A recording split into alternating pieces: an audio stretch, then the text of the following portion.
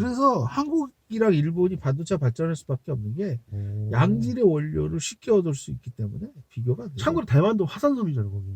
아시죠? 네. 중앙에 화산이 네. 폭발해서 한 네. 형태인 거.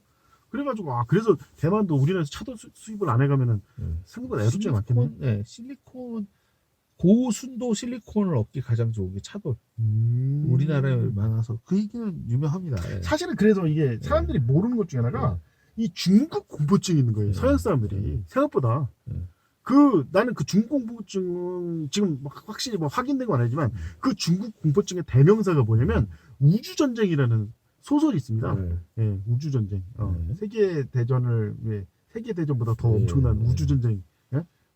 화성인 쳐들어왔다. 예. 근데 그 화성인의 우주선 원래 디자인 처음 나온 컨셉이 뭐냐면 잘하면 중국스럽게 생겼어요. 화성인 그 우주선이 중국식 모자를 사실 오히려 베트남 모자 좀 비슷하긴 하지만 어쨌든 중국식 모자를 쓰고 있는 거예요. 그래가지고 이게 중국 컴플렉스를 상징하고 있다. 실제로 그 유명한 또 일화가 있지 않습니까? 빌헬름 황제가 어느 날 꿈을 꿨는데 중국의 부처가 이 유럽으로 침략을 해오고 있는데 중국이 부처 형태로 나타나서 이 유럽의 일곱 천사, 즉 일곱 강대국 힘을 합쳐서 맞서 싸우는 그런 꿈을 꾸고 유럽이 힘을 합쳐야 된다, 뭐 이런 생각을 했다는 뭐 일화도 있고. 그래가지고 이 중국에 대한 그 문화적 컴플렉스, 우리 중국한테 안 돼 같은, 그게 사실 그게 계속 지속되다 최초로 깨진 게 사실은 그 태평양 아편전쟁이었고, 아편전쟁 승리했지만 그럼에도 불구하고 사실 문화적으로 특히 앞서는 게 없었는데 그때 정부가 나오면서 드디어 이제 중국 문화를 앞선 뭔가 생겼다. 사실 이제 그런 식으로 따지면 이제 세 가지죠. 전구, 영사기, 추궁기. 셋 다 근데 에디슨이 만들었다는 게 아이러니죠. 그게 중국에는 없잖아요. 그렇죠. 근데 사실은 여기서 또 더 아이러니한 건 그게 사실 에디슨이 만든 게 아니라 에디슨이 만들었다고 사기를 쳤다는 얘기가 지금도 유명해요. 그게 무슨 얘기냐면 당시 그 테슬라 사례도 보듯이 누가 만들 때는 만들면 10만 달러, 만들면 뭐 100만 달러, 뭐 아까 100만 달러 사실 뻥이 그 당시 100만 달러면 나라를 살 수 있는 돈이어서 이런 그렇죠. 그건 아니고 한 10,000달러 준다고 했나 또 그러고서 하면 농담이었어 이지랄을 이런 치사뽕을 너무 많이 했다는 거예요. 그래서 거기서 이 수백 명의 연구원들이 뼈 빠지게 못 만들면 이거 에디슨 특허는 그래서 쭉쭉 빨아먹는 아주 그냥 빨아먹는 재미가 있었다. 무슨 베스킨라빈스보다 더한 놈이 신은. 그래서 그런 식으로 했기 때문에 얘가 정말 만든 거냐, 아니면 만든 걸 만들었다고 사기친 거냐, 그건 솔직히 지금도 오리무중이라 이거 사실. 어떻게 생각하세요 그 부분에서? 그 설이 있는데 그 설에 대해서 어떻게 생각하세요? 사실은 이제 필름이라는 개념은 이제 저는 존재했잖아요.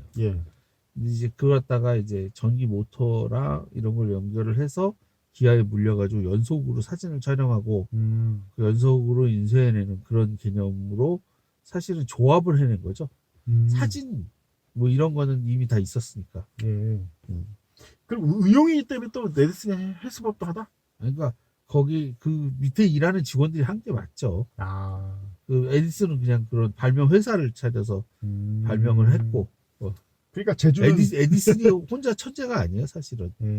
그러니까 내가 보기에는 에디슨이 천재는 그 천재는 99%의 노력과 1%의 영감으로 이루어진다고 말을 하는데 실제로 1%의 영감이 있으면 아무리 노력해도 안 돼를 얘기하는 거고 그게 자기가 그 영감이 있으니까 나를 아무도 못 이겨 그런 얘기를 하기 위해서 한 건데 오늘날에는 이제 반대로 해석을 하죠. 노력이 99%다. 그런 식으로. 어떻게 보면 골 때리네. 어쨌든 그래서 커런트 뭐 전체적으로 스토리를 보면은 저는 이제 그래서 가장 주목했던 게 중국 컴플렉스, 아시아에 대한 컴플렉스. 왜냐면은 그 결국 사람들은 모르지만 에디슨은 알거든요. 일본산 대나무를 했다. 물론 이제 한국 사람들은 동양 최초로 동양을 앞선 문명이 사실 그 내부에 또 다시 또 동양이 있었다라는. 그래서 그걸 왜 하필 중국관에서 했을까라는 그 점에서 저는 그런 컴플렉스를 갖고 있고. 사실은 이게 이제 그 잘 아다시피 치우천왕과 연결돼 있는 아틸라 전설. 사실은 이제 그 아틸라 전설이 더 먼저였고 사실은 아틸라 전설 때 훈족이죠. 아틸라. 걔가 와가지고 싹 쓸어버리잖아요. 근데 그걸 갖다가 이제 얘기한 것처럼 원래는 훈족 얘기를 해야 되는데 훈족은 너무 무서우니까 짝퉁인 몽고인들. 네.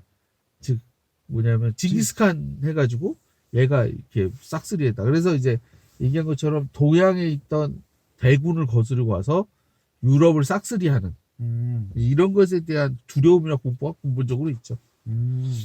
이렇게 그런 거에 대해 좀 사실 관련해서도 할 얘기가 많은데 왜 유럽 사람들은 솔직히 징기스칸보다 아틸라를 더 두려워하는가?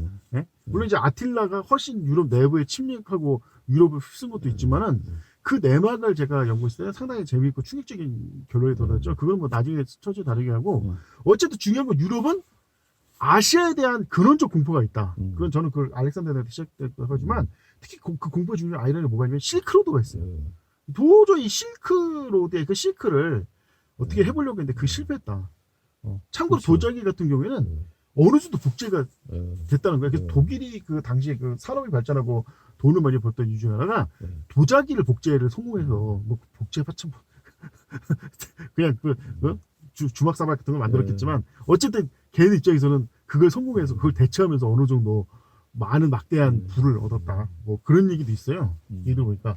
근데 그러니까 이게 지금 우리 이 시점에서는 이제 자꾸 그런 역사를 잊은 민족은 미래가 없다는 말을 내가 뭐 누가 지어냈다고 하지만 많이 인식이 되는 게 이 동양의 컴플렉스에 대한 역사를 모르고 서양 역사를 보다 보면 자꾸 서양 역사에 대한 광신과 맹신이 자꾸 휩쓰는 경우가 많다. 근데 이제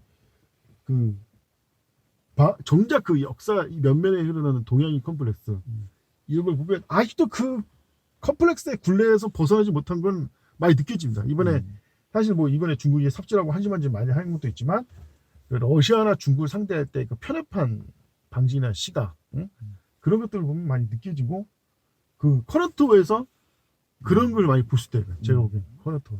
그리고 사실 이게 이 동양에 대해서 또 관련해서 얘기하자면 결국은 이 현재 중국과의 대립이 바로 이런 컴플렉스에서 비롯됐다고 느껴지는 게 분명히 완벽하게 2차 세계대전 기점에서 완벽하게 이 서양이 동양에 대해서 이겼다고 생각했지만 계속 도전이 증명하고 있어요. 첫 번째가 1차 그게 바로 일본과의 경제전쟁이에요. 어느새 일본이 세계를 막 휩쓸어 경제적으로 이거에 대한 충격이 얼마나 대단하냐면 대표적인 블레이드 러너라든지 여러 영화에서 일본이 세계를 지배하는 걸로 보면 다 일본풍이잖아요. 시대가. 그러다가 이제 그 다음에 중국이 또 갑자기 부상해버리니까 또 중국이 세계를 지배했다는 내용이 막 나오고 실제로 중국이 성장하기 전부터 중국하고 미국의 3차 세계전을 일으킨다라는 설정의 스토리도 많아요. 대표적인 폴아웃이라든지 뭐 톰 클래시에서도 중국이를 설정한 러시아가 아니라 그러다가 이제 지금 새로운 또 위기에 직면한 게 한류 폭발. 근데 아까 재미난 얘기 했잖아요. 아까 한때 세계 가전제품 시도했던 게 GE였다고. 근데 지금은 말했죠. 지금 세계 가전제품 쓰는 게 그 삼성과 LG죠. 근데 왜 그랬을까? 생각해보면 애초에 성경에 보면은 칼을 든 자 칼로 망한다듯이 처음부터 한국산 부채로 흥행하는 그러니까 결국 한국산 제품에서 몰락하는 게 아닌가. 뭐 그런 좀 역사의 아이러니가 좀 느껴졌습니다. 그러니까 이제 사실은 이제 GE와 가전제품의 특징이 뭐냐면 튼튼하고 고장 안 나는.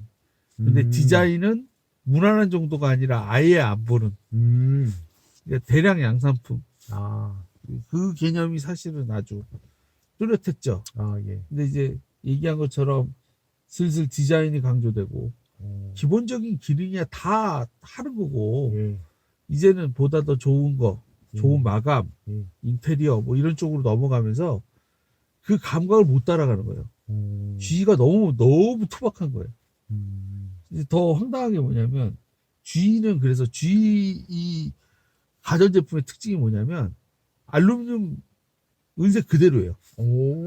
GE가 걔네 원래 우리나라 세탁기 그러면 백색 가전이라고 그러잖아요. 백색으로 하얗게 코팅을 하잖아요. 막을 해가지고 오염 나무 쉽게 닦이고 마치 도자기 같은 느낌의 그 백색 가전이 출현하면서 GE가 멸망한 거예요.